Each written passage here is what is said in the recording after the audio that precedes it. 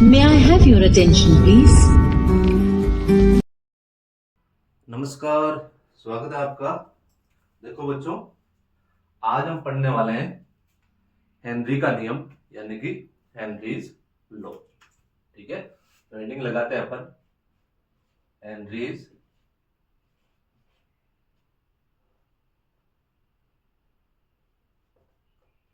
Henry's law यानी कि Henry का नियम। ठीक है, हेनरी के नियम के अनुसार क्या होता है कि जो स्थिर ताप होता है, अपन को किसी भी यदि गैस को द्रव के अंदर घोलना है तो क्या करना पड़ेगा, अपन को हमेशा ताप को स्थिर करना पड़ेगा। ठीक है, देखो पहले इस चीज को समझो कि जैसे हमने एक बर्तन लिया, ठीक है, ये बर्तन ले लिया, बर्तन के अंदर अपन ने मिला दिया विलायक के तौर पे द्रव। ठीक है, ये विलायक ले लिया मैंने, ठीक है, द्रव मिलाया है यानी कि H2O मान लेते हैं। ठीक है, और इसके अंदर अपन को क्या बोलनी है, गैस। ठीक है, ये अपन का द्रव है, ठीक है, और इसके अंदर ये क्या है, अपन के गैस। ठीक है, अब क्या करना है, जब गैस को मिलाएंगे तो इसकी एक शर्त रहेगी अपन के कि इसके जो ताप है उसको क्या करना पड़ेगा, अपन को स्थिर करना पड़ेगा। ठीक है, ताप क्या रहेगा, अपन के स्थिर रहेगा। तो परिभाषा क्या बनेगी अपन के कि किसी विलायक के स्थिर ताप पर या फिर स्थिर ताप पर किसी विलायक में घुली हुई गैस की मात्रा क्या होती है, अपन के किसके समानुपाती होती है, जो दिए गए दाब के समानुपाती होती है। यानी कि स्थिर ताप पर किसी गैस की द्रव में विलेयता हमेशा क्या रहेगी, गैस के दाब के समानुपाती रहेगी। ठीक है, तो परिभाषा लिखता हूं मैं, स्थिर ताप पर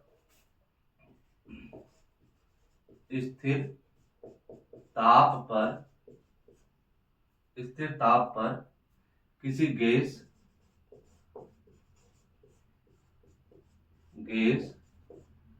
अपन के विलय के रूप में क्या ले रहे हैं, अपन गैस ले रहे हैं, किसी गैस की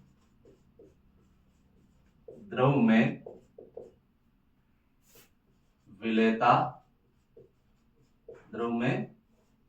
विलेयता किसके समानुपाती होगी, उस पर दिए गए आंशिक दाब के या गैस के दाब के समानुपाती होती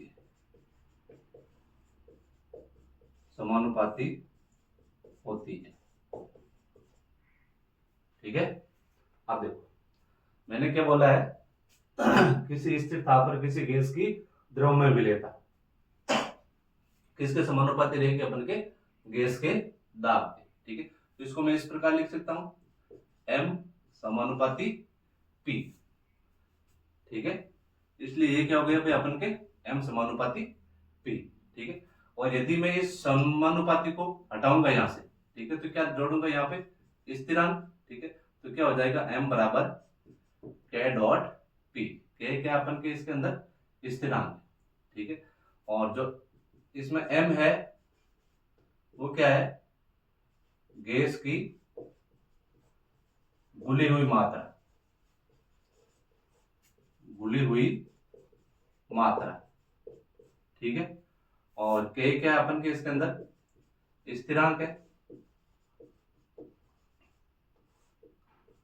और P क्या है अपन के, P क्या आ रहा है इसमें, साम्य पर गैस का दाब, साम्य पर गैस का दाब। अब मैंने ये यहां पे साम्य क्यों लिखा है भाई, क्योंकि देखो यदि इसी से अपन समझते हैं। ठीक है, ये मैंने लगा दिया इसको ऊपर एक पिस्टन। ठीक है, ये हैंडल लगा दिया, पिस्टन लगा दिया, जैसे अपन इसके ऊपर दाब देंगे तो क्या होगा, विलेयता भी बढ़ेगी। लेकिन जब अपन दाब को स्थिर करेंगे, एक जगह यदि अपन ने क्या कर दिया, इसको स्थिर कर दिया, स्थिर करने के दौरान क्या होगा, जो गैस के कण है वो अपने आप ही किस में घुलते रहेंगे, विलायक के अंदर, ठीक है।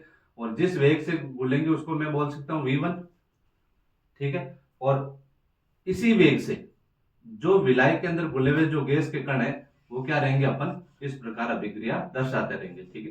तो ये क्या हो गया अपन को, v2 हो गया, v1 इजिकल टू v2। भाई जिस अभिक्रिया के वेग से अंदर घुल रहे हैं उसी अभिक्रिया के वेग से क्या हो रहे हैं, वापस गैस के रूप में परिवर्तित हो रहे हैं, ठीक है। तो ये अपन के क्या कहलाता है, अपन के साम्य कहलाता है, ठीक है। तो ये हो गया अपन के स्थिर ताप पर किसी गैस की द्रव में विलेयता गैस के दाब के समानुपाती होती है, तो m समानुपाती p, और समानुपाती को हटा के अपन ने क्या कर दिया, m बराबर k p, ठीक है। फिर आया अपन के डाल्टन। तो डाल्टन ने क्या बोला था, डाल्टन ने बोला था किसी द्रव में कि जो घुली हुई गैस के आंशिक दाब है, डाल्टन के अनुसार क्या था, किसी गैस में घुली हुई गैस का आंशिक दाब किसके समानुपाती रहेगा, अपन के मोल प्रभाव। मोल प्रभाव यानी मोल फ्रैक्शन। मोल प्रभाव क्या होता है कि जो गैस घुली हुई रहती है उसकी जो मात्रा होती है वो क्या होती है, अपन के मोल प्रभाव कहलाती है, ठीक। देखो मोल प्रभाव में जैसे ये मैंने एक बर्तन ले लिया, ठीक है। अब बर्तन में क्या किया मैंने कि इसके अंदर अभी तो एक गैस डाल रहे थे, यदि मैं एक से अधिक गैस डाल दूं, जैसे गैस डाल दी मैंने ए बी सी डी, इस प्रकार 3-4 गैसें डाल दी, ठीक है। तो यहां पे क्या हो गया अपन के, भाई आपस में क्या है, ध्यान रखना है, आपस में अक्रिय होनी चाहिए, ये गैसें आपस में क्रिया नहीं करनी चाहिए, ठीक है। आपस में यदि अक्रिय गैसों को डाल के फिर मैं इसके ऊपर दाब लगाऊं, ठीक है, फिर मैं इसके ऊपर दाब लगाऊं तो क्या होगा कि ये जो गैसें हैं वो क्या करेगी, बर्तन के आंतरिक भाग पर एक प्रेशर क्रिएट करेगी, ठीक है। तो एक दाब क्रिएट करेगी ना भाई, जैसे मैं इसके ऊपर दाब लगाऊंगा तो क्या होगा, ये अपन के बर्तन के, क्योंकि आपस में अक्रिय है, ठीक है, तो ये क्या करेगी, बर्तन के भाग में क्या करेगी, दाब उत्पन्न करेगी, ठीक है। तो यदि मैं इसको इस प्रकार लिख सकता हूं, यानी कि टोटल प्रेशर पीटी बराबर क्या हो जाएगा अपन के, PA plus PB plus PC plus PD, यही होगा भाई। जितनी भी अक्रिय गैस है वो क्या करेगी, दाब क्रिएट करेगी, वो किसके बराबर रहेगा, अपन के टोटल प्रेशर के बराबर, ठीक है। तो मैं लिखता हूं अपन के डाल्टन के अनुसार, डाल्टन ने क्या बोला था, डाल्टन ने बोला था कि किसी द्रव में घुली गैस की मात्रा में घुली गैस की मात्रा का आंशिक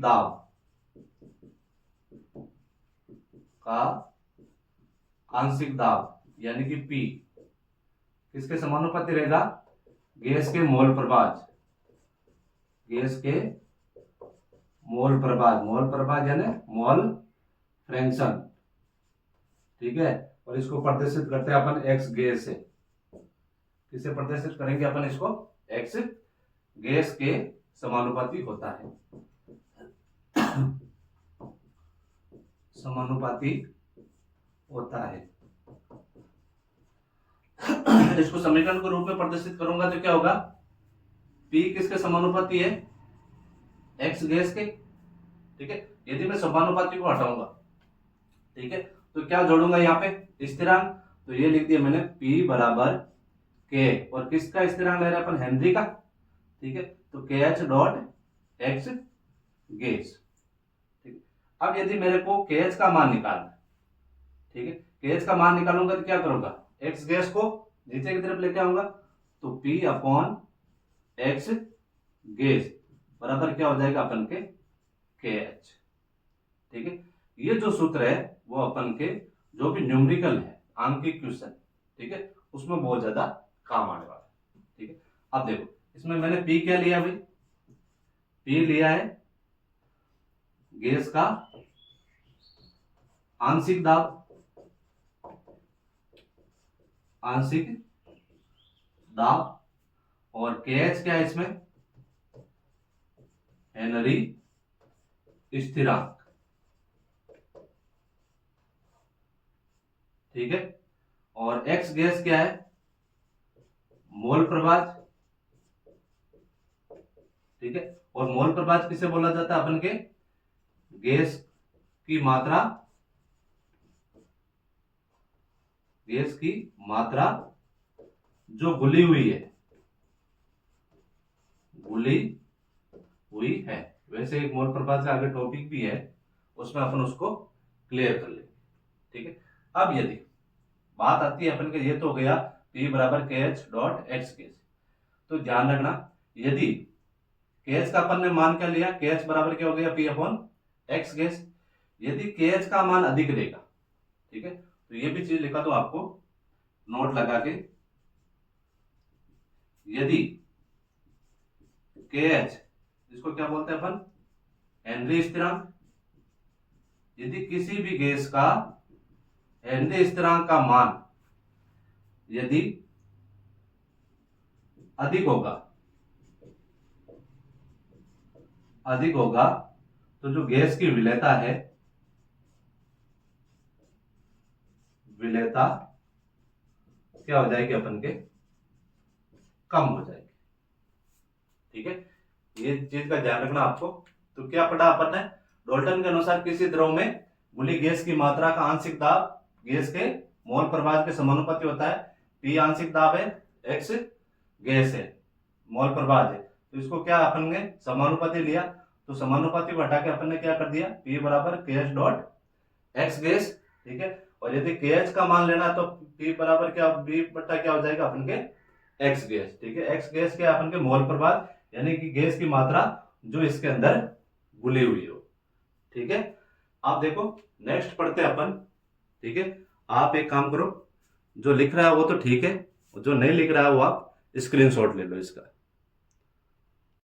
यदि मैं मोल प्रभाज और जो आंशिक दाब है उसके बीच में यदि मैं ग्राफ बनाऊंगा तो किस प्रकार बनेगा, बिल्कुल सिंपल है। देखो यदि इसके बीच में मैं ग्राफ बनाऊंगा, ठीक है, तो ये ले लिया मैंने YX और ये ले लिया मैंने XX, इसको लिख दिया मैंने XX और ये हो गया अपन के YX, ठीक है। ये P है दाब, और इसको यहां पे ले लिया मैंने X गैस, यानी कि मोल प्रभाज, ठीक है। तो KH का मान क्या रहेगा, हमेशा एक ढाल के रूप में, इसको बोला जाता है ढाल, या आप बोल सकते हो प्रवणता, ठीक है, या KH, ठीक है। तो ये बनेगा अपन के इसका ग्राफ, ठीक है। नेक्स्ट आता है अपन के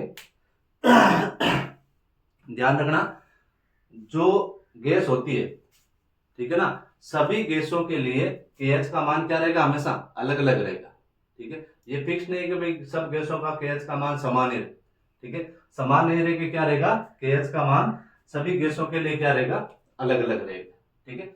नेक्स्ट है अपन के हेनरी नियम की सीमाएं, ठीक है।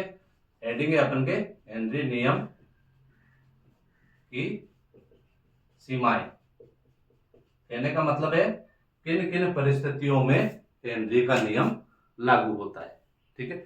अब देखो लागू कहां कहां होता है, ठीक है, इसके लिए 3-4 शर्तें हैं, ठीक है। शर्त नंबर 1, भाई जो अपन ने गैस घोली, ठीक है, घोलने के बाद में अपन ने क्या दिया, उसको दाब दिया, ठीक है, तो दाब का मान अधिक नहीं होना चाहिए, अधिक नहीं हो तो ये अपन के हेनरी नियम लागू होगा,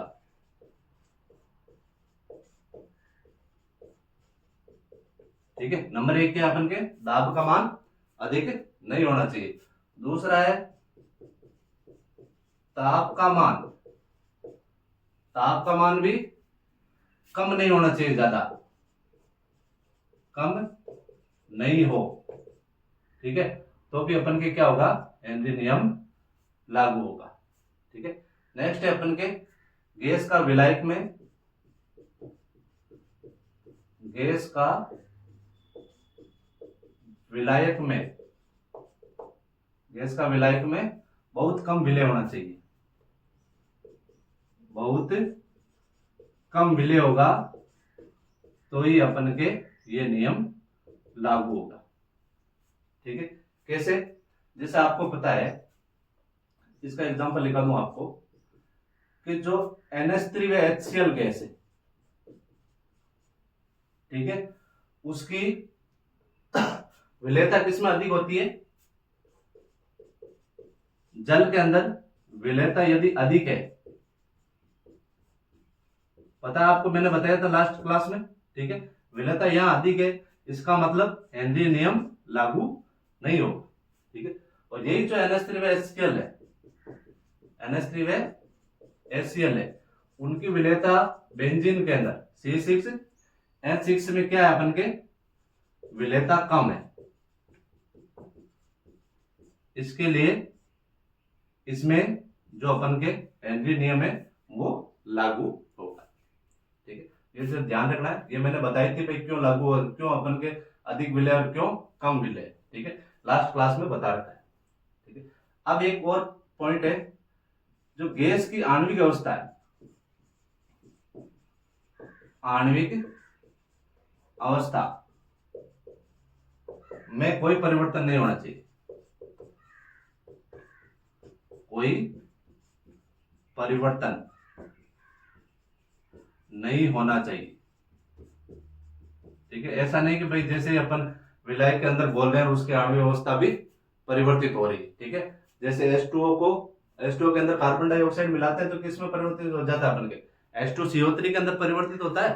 तो क्या पहले को किस प्रकार की थी, CO2 के रूप में थी, फिर किस में हो गई, अपन के कार्बोनिक एसिड के रूप में परिवर्तित हुई, तो उसकी आणविक अवस्था में क्या हो रहा है, परिवर्तन हो रहा है। ठीक है, तो वो क्या होगा, अपन के हेनरी नियम का लागू नहीं होगा। ठीक, अब बात आती है अपन के हेनरी नियम के अनुप्रयोग। अनुप्रयोग में क्या होता है, देखो हेडिंग लगा रहा हूं मैं, यहां से लिख दो आपके हेनरी नियम के अनुप्रयोग। ठीक है, जैसे नंबर एक है अपन के, ये ले लिया, जैसे अपन ने ये अपन के धरातल है, समझना इस चीज को, ये धरातल है और यहां पे ये पहाड़ है पूरा। ठीक है, पूरा पहाड़ बना हुआ है। ठीक है, अब जो यदि कोई इंसान यहां पे, ठीक है, और यहां पे इसके चारों तरफ दाब लग रहा है, पृथ्वी के धरातल पर भी तो दाब लगता है, वायुमंडलीय दाब, इसको मैंने P1 मान लिया और माना कि एक एटीएम अपन के शरीर के चारों तरफ दाब लग रहा है। ठीक है, अब जैसे ही वो धीरे धीरे ऊपर चढ़ने लगेगा, यहां आने के बाद में क्या हो गया भाई, जैसे ऊंचाई बढ़ती है तो दाब का मान क्या हो जाएगा, कम हो जाएगा। तो यहाँ एक एटीएम है तो यहाँ कितना हो जाएगा, अपन के माना कि 1/4 एटीएम हो जाएगा। ठीक है, यानी कि किसी भी यदि ऊंचाई पे जाएंगे तो दाब का मान क्या होगा, कम होगा। ठीक है, और जब दाब का मान कम होता है तो गैस की विलेयता भी क्या हो जाती है, कम हो जाती है। ठीक है, तो देखो जो ऊपर चढ़ते हैं उनको क्या बोलते हैं भाई, पहाड़ों के ऊपर, उनको आरोह बोलते हैं। ठीक है, तो देखो लिखता हूं मैं इसमें नंबर ए, ये रहेगा अपन के, यदि अधिक ऊंचाई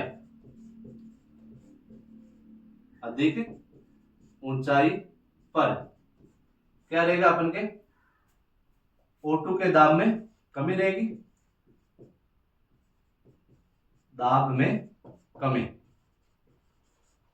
ठीक है भाई, जैसे जैसे ऊपर चढ़ेंगे तो दाब में क्या होगा भाई, कम होगा, तभी तो घुलनशीलता कम होगी।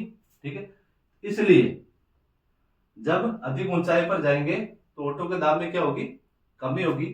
तो इसलिए जो आरोह होते हैं, आरोह बोल सकते हो, पर्वतारोही बोल सकते हो।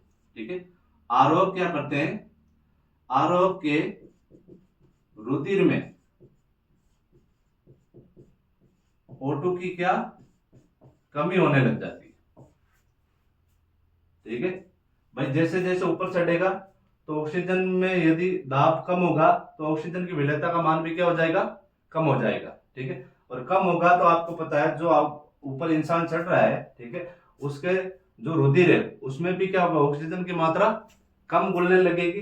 तो इसके कारण क्या होता है कि जो आरोप होते हैं उनको कमजोरी महसूस होती है, कमजोरी महसूस होती है। इस कमजोरी से एक रोग होता है जिसको बोला जाता है एनोक्सिया। ठीक है, कौन सा रोग बोला जाता है इसको, एनोक्सिया रोग बोला जाता है। इसलिए वो साथ में क्या लेके जाते हैं, ऑक्सीजन सिलेंडर लेके जाते हैं। ठीक है, अब नंबर 2, जो सोडा वाटर है, सोडा वाटर में जो CO2 की विलेयता बढ़ाने के लिए इसको मैं यहां नीचे लिख रहा हूं, बढ़ाने के लिए जो अपन के कोल्ड ड्रिंक वाली जो कंपनियां है, ठीक है, वो क्या करेगी, बोतलों को, जो बोतल होती है ना जहां जिसमें कोल्ड ड्रिंक आती है, बोतलों को क्या करेगी, अधिक दाब पर बंद करेगी। ठीक है, अधिक दाब पर बंद करेगी।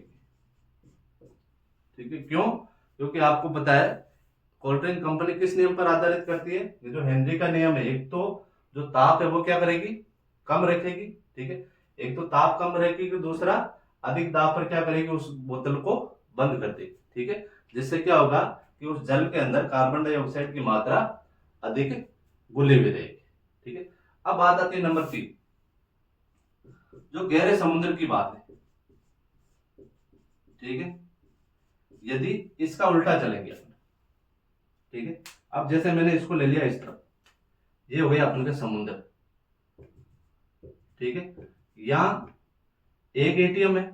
ठीक है, तो नीचे दाब जाने पर दाब में क्या होगी, वृद्धि होगी। इसको मैंने लिख दिया, सॉरी यहां से चलेगा ये, हाँ, यदि मैं इसको उल्टा ले लूं, इस तरफ बढ़ा देता हूं। ठीक है, यहां से ये अपन का धरातल है, धरातल से कहां जा रहे हैं अपन, समुद्र के अंदर। ठीक है, इसको मैंने P1 लिया तो ये क्या हो जाएगा अपन के P2 हो जाएगा। यहाँ एक एटीएम है। ठीक है, तो यहाँ क्या होगा, इसका दाब बढ़ेगा, तो माना कि मैंने यहाँ लिख दिया 4 एटीएम। ठीक है, इसका मतलब जब यदि दाब बढ़ेगा, ठीक है, तो दाब बढ़ेगा तो विलेयता का मान भी क्या हो जाएगा, अधिक हो जाएगा। ठीक है, और अधिक होगा तो क्या है कि हमारे शरीर के अंदर जो गहरे समुद्र में जो गोताखोर जाते हैं, ठीक है, गहरे समुद्र में जो गोताखोर जाते हैं, ठीक है, वहां जाने पे क्या होता है कि दाब अधिक है। ठीक है, दाब अधिक है तो क्या है, हमारे जो रुधिर है, रुधिर के अंदर जो ऑक्सीजन है वो क्या होगी, अधिक मात्रा में घुलेगी।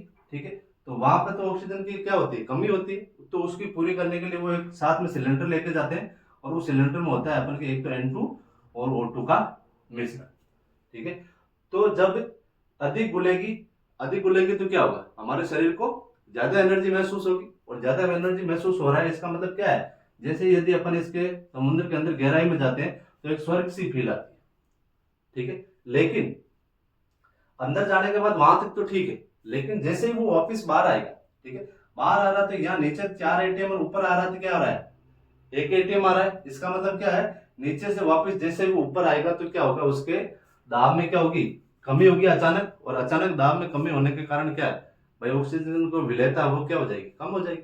ठीक है, और ऑक्सीजन की विलेयता कम होने से क्या होता है कि हमारे शरीर के अंदर जो धमनी और शिराएं होती है, जहां पर रक्त का संचरण होता है, ठीक है, वहां पर गैस के क्या बनने लग जाएंगे, बुलबुले बनने लग जाएंगे। ठीक है, और बुलबुले बनने से क्या, कौन सा रोग होता है अपन के, गांठे रोग, जिसको बाय बोला जाता है। ठीक है, इस रोग से निजात पाने के लिए गोताखोरों ने क्या किया कि पहले तो क्या लेके जाते थे अपन के N2 और O2। ठीक है, और N2 और O2, और उसके बाद में उन्होंने क्या किया कि उस गैस के जो बुलबुले बन गए, ठीक है, वापस बाहर आने के बाद,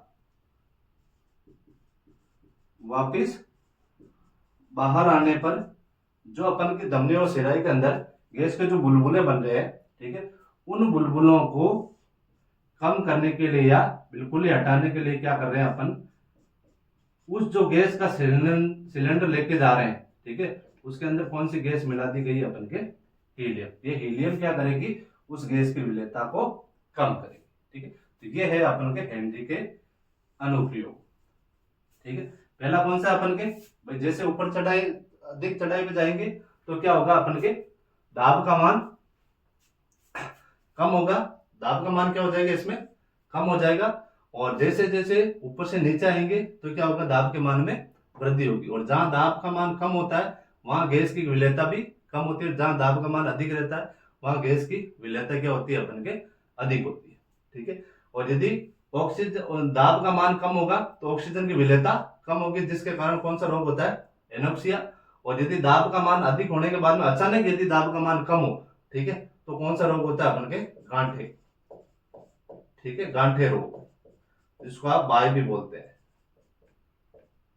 बॉय नहीं बाय, ठीक है, बाय भी बोला जाता है, ठीक है। तो इस रोग से निजात पाने के लिए यदि आपको पूछ लिया जाए कि जो अपन के गोताखोर है, ठीक है, समुद्र में जाने के बाद में जो अपन के साथ में लेके जाते हैं ऑक्सीजन सिलेंडर, ठीक है, उसमें कौन कौन सी गैसें होती है, एक तो नाइट्रोजन, ऑक्सीजन और हीलियम, ठीक है। तो ये आप लिख लो या फिर इसका स्क्रीनशॉट ले लो। अब अपन करते हैं इसके आंकिक क्वेश्चन। क्वेश्चन नंबर 1 है अपन के, बिल्कुल सरल भाषा में करेंगे अपन। नंबर 1, यदि H2S गैस की जल में STP यानी कि स्टैंडर्ड टेम्परेचर प्रेशर पर विलेयता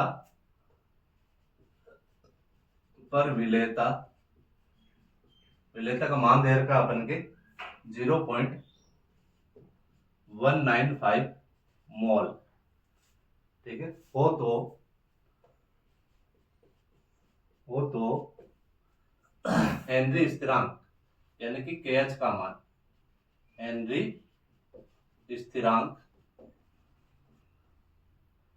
की गणना कीजिए।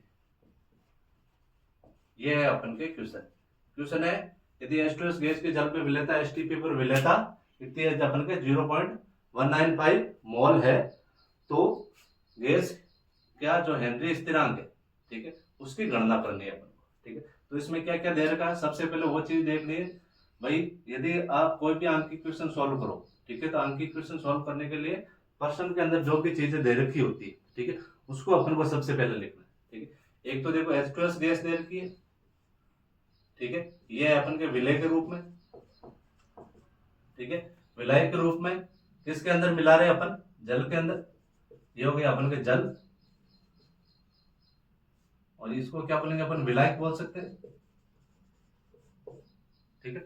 अब देखो कि इसके अंदर मोलों की संख्या, H2S की मोलों की संख्या कितनी दे रखी है, मोलों की संख्या, मोल को किससे प्रदर्शित करते हैं अपन, N से, तो ये लिख दिया मैंने N1 बराबर 0.195, ये दे रखा। और इसका मोल है तो अपन को इसका मोल भी निकालना पड़ेगा, जो मोल है वो किस में रहता है, प्रति 1000 ग्राम है, ठीक है। तो ये 1000 ग्राम होगा तो उसके अंदर कितनी घुली हुई माना जा रहा है इसको, 1.195, ठीक है। तो जो इसका भार होगा, जल का भार, ठीक है, वो कितना है अपन के 1000 ग्राम, या फिर आप इसको बोल सकते हो 1 kg, ठीक है। अब देखो इसका अनुपात कितना होता है भाई, अनुपात H2O का, हाइड्रोजन के दो हाइड्रोजन है, ठीक है, और ऑक्सीजन कितना है भाई अपन के 1 है, तो इसका हो गया अपन के 16 अनुपात, 16 और 2 एकम 2 और टोटल कितने हो गए अपन के 18, तो अनुपात कितना हो गया अपन के जल का 18, ठीक है। अब यदि अपन को मोल निकालना, ठीक है, तो मोलों की संख्या बराबर क्या होता है, मोलों की संख्या, ठीक है, मोलों की संख्या बराबर क्या हो जाएगा अपन के भार बटा अनुपात, तो ये लिख दिया मैंने भार बटा अनुपात, ठीक है। भार कितना दे रखा है इसमें 1000 ग्राम, तो 1000 बटा अनुपात हो रखा है अपन के 18, तो कितने हो जाएंगे अपन के 55.550। ये आ गया मान इसका, ठीक है। ये किसका मान आया भाई अपन के N2 का मान है। किसका मान आया N2, किसका मोल निकाला अपन ने, जल का मोल निकाला N2 का, ठीक है। अब यदि बात है अपन के कुल मोल की, ठीक है, तो कुल मोल क्या हो जाएगा NT बराबर N1 प्लस N2, ठीक है। तो NT का मान कितना हो जाएगा अपन के, कितना मान आ रहा है इसका 0.195 प्लस 55.550, तो मान आ जाएगा अपन के 5 का 5, ये हो जाएगा अपन के 55 1 56, ये हो गया अपन के 55.745, यही रहेगा मान 55.745, ठीक है। अब देखो ये कुल मोल अपन के पास में आ गया, ठीक है। अब अपन को निकालना है मोल प्रभाज, ठीक है। मोल प्रभाज क्या होता है भाई, यदि मोल प्रभाज ले, ठीक है, तो मोल प्रभाज क्या रहेगा अपन के एक्स गैस किसका निकाल रहे अपन मोलों का, ठीक है। तो बोला गया मोल बटा कुल मोल, भाई जो बुली हुई गैस की मात्रा का जो मोल है बटा क्या हो जाएगा अपन के कुल गैस का, ठीक है। तो कितना मान आएगा अपन के 0.195 अपॉन क्या हो जाएगा अपन के 55.745। जब इसको सरल करोगे तो मान आएगा अपन के 0.035, ये मान आएगा अपन के, ठीक है। और ध्यान रखना जो मोल प्रभाज होती है, ठीक है, वो मात्रकहीन राशि होती है, ठीक है, मात्रक विहीन राशि, इसका कोई मात्रक नहीं होता है, ठीक है। अब अपन को देखो एक्स गैस का मान आ गया, ठीक है, और पी का एसटीपी पर पी का हमेशा ध्यान रखना, नोट लगा के लिख लो आप, एसटीपी पर गैस का दाब यानी पी का मान हमेशा फिक्स रहता है, वो मान होता है अपन के 0.987 बार, ठीक है। ये ध्यान रखना, ये हर क्वेश्चन में आता है और इसका मान हमेशा फिक्स रहता है एसटीपी पर 0.987। तो पी का मान अपन के पास में आ गया, मोल के द्वारा अपन ने मोल प्रभाज का मान निकाल लिया, ठीक है। अब क्या है अपन को मान निकालना है केएच का, तो केएच का क्या था भाई पी अपॉन एक्स गैस, यही सूत्र था। उस सूत्र को आप देखना, हमेशा ध्यान रखना, एक ब्रैकेट के अंदर बंद कर लेना, ठीक है, ताकि एग्जामिनर जो कॉपी चेक करता है ना, ठीक है, वो इस चीज को बहुत नोट करता है, क्योंकि वो सूत्र तो देखेगा ही देखेगा, और यदि आपने उसको हाईलाइट कर रखा है तो वो आप उसके लिए भी आसानी रहेगी और नंबर भी आपको अच्छे देगा, ठीक है। पी का मान 0.987 अपॉन मान कितना आ रहा है भाई अपन के 0.0035, ठीक है। जब आप इसको सरल करोगे, ठीक है, तो मान लगभग आपका समय नहीं गवाते हुए देख लो आप, इसका मान आएगा 282, ठीक है, और ये लिख दिया मैंने बार, ठीक है। तो ये होता है बिल्कुल सरल भाषा, ठीक है। भाई कोई भी क्वेश्चन है क्या करना अपन को, सबसे पहले उसके अंदर देखना है कि भाई कौन कौन सी चीज दे रखी है, ठीक है। H2S है विलय के रूप में, जल है विलय के रूप में, ठीक है। H2S के मोल दे रखे हैं, विलय जल के मोल नहीं दे रखे, तो अपन को क्या करना पड़ेगा, सबसे पहले जल का मोल, जल के मोल के लिए मोल बराबर क्या होता है भार बटा अनुभार। तो सबसे पहले अपन लेंगे भार, तो जल का भार ले लिया, माना कि अपन ने 1000 ग्राम, ठीक है। और अनुभार क्या होता है भाई परमाणु के जो भार होता है, ठीक है, उनका टोटल योग क्या हो जाएगा अपन के अनुभार होता है, ठीक है। तो इसमें हाइड्रोजन परमाणु है, ठीक है, तो हाइड्रोजन के 2 है और इसके अपन के कितनी है भाई अपन के परमाणु भार 1 है, तो 2 एकम 2, और ऑक्सीजन का परमाणु भार कितना होता है 16, तो 16 2 18, तो मोलों की संख्या बराबर क्या हो जाएगी भार बटा अणुभार 1000 बटा 18 यानी कि 55.550, तो N2 का मान आ गया, ठीक है। अब बात आती है अपन के कुल मोल की, तो कुल मोल क्या N1 प्लस NT बराबर N1 प्लस N2, और इसका हो गया अपन के 0.195 और 55.550, तो टोटल मान आ गया अपन के 55.745, ठीक है। अब देखो मोल प्रभाज का मान निकालना है, ठीक है, तो घुली हुई गैस का मोल अपॉन क्या हो जाता है कुल मोल, ठीक है। तो कुल मोल अपन के ये वाला, और जो गुलावा मोल है 0.195, तो मान आ जाएगा अपन के मोल प्रभाज का 0.0035, ठीक है। और जो मोल प्रभाज है वो मात्रक विहीन राशि है, ठीक है। अब ध्यान रखना एसटीपी पर गैस का दाब हमेशा कितना होता है 0.987 बार, ठीक है। अब अपन के पास में पी का मान भी आ गया, एक्स गैस का मान भी आ गया, तो गैस बराबर क्या होता है पी अपॉन एक्स गैस, और जो जो अपन ने मान रखे, जो अपन का आंसर आएगा वो क्या अपन का 282 बार, ठीक है। ये आप उतारो, एक क्वेश्चन और कर लेते हैं अपन। देखो नेक्स्ट क्वेश्चन क्या है अपन का, 298 केल्विन पर मेथेन की बेंजीन पर मोललता का हेनरी स्थिरांक अपन के दे रखा है 4.27 इंटू 10⁵ मिलीमीटर प्रति एचजी, और 298 केल्विन तथा 760 एचजी दाब पर मेथेन की बेंजीन में विलेयता परिकलित करने, मतलब कि बेंजीन की विलेयता जिसको अपन बोल सकते हैं मोल प्रभाज, ठीक है। क्या निकालना अपन को इसके अंदर मोल प्रभाज। तो सबसे पहले अपन क्या करेंगे, जो दे रखी है चीज वो लिखेंगे, ठीक है। तो ये हो गया अपन के आंसर, ठीक है। केएच का मान कितना दे रखा अपन के 4.27 इंटू 10⁵ मिलीमीटर एचजी, ठीक है। और क्या दे रखा भाई अपन के दाब, पी का मान दे रखा है, ठीक है। पी का मान कितना दे रखा है 760 एचजी, ठीक है। और निकालना किसका मान है अपन के एक्स गैस, यानी कि मोल प्रभाज का मान निकालना, विलेयता का मान निकालना, ठीक है। तो सूत्र क्या अपन के KH बराबर P अपॉन एक्स गैस, ठीक है। और अपन को मान निकालना इसका, ठीक है। तो क्या हो जाएगा अपन के एक्स गैस बराबर P अपॉन KH, ठीक है। अब मान रखो इसमें, ठीक है। मान के अपन के P का मान 760, इसको मैंने ब्रैकेट में बंद कर दिया, 760 बटा कितना हो जाएगा अपन के 4.27 इंटू 10⁵5, ठीक है। अब इसको अपन सरल करेंगे, ठीक है। तो पॉइंट यहां से हटा दिया, ठीक है। पॉइंट हटाया तो शून्य कहां चले जाएंगे अपन के ऊपर चले जाएंगे, तो ये हो गया अपन के डबल शून्य, ठीक है। 760 इंटू 100 हो जाएगा, यहाँ कितना हो गया अपन के 427, ठीक है। अब देखो, अब मैं इसको सरल करूंगा तो मान आएगा अपन के 178 इंटू 10⁻⁻5, ठीक है भाई। इसको इससे गुणा किया, फिर 427 का मैंने भाग दिया, और 10⁻5 को नीचे से ऊपर लेके आ गया, तो क्या हो गया अपन के 10⁻⁻5 हो गया, ठीक है। अब मैं इसको यदि